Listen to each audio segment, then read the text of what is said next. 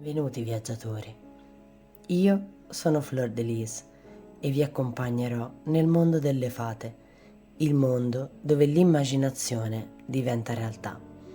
La creazione di oggi è un segnalibro realizzato con della passamaneria. A fine video ci rivedremo per parlare di come è nata l'ispirazione per questo progetto creativo e adesso iniziamo il nostro viaggio.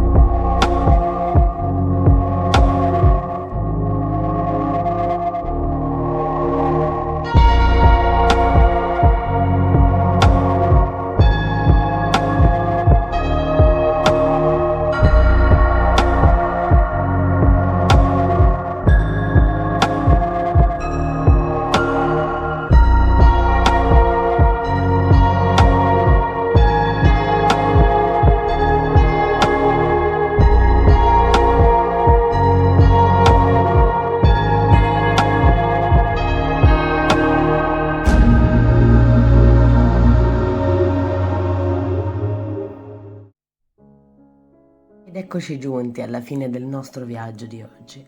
L'ultima cosa che voglio raccontarvi è come è nata l'ispirazione per questo progetto.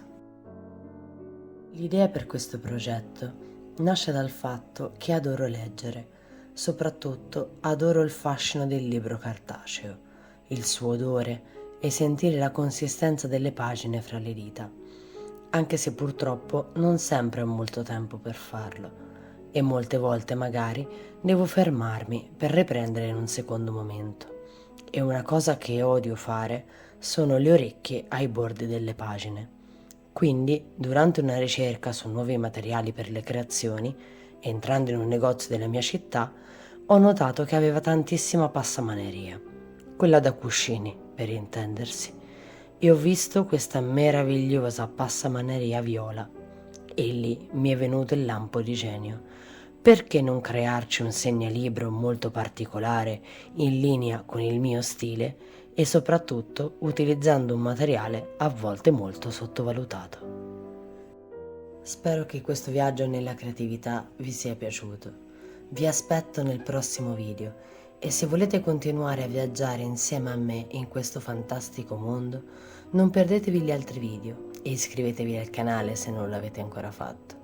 E se volete fare due chiacchiere con me, vi lascio il link del gruppo Telegram del mondo delle fate che ho creato apposta per noi. Ci vediamo nel prossimo viaggio.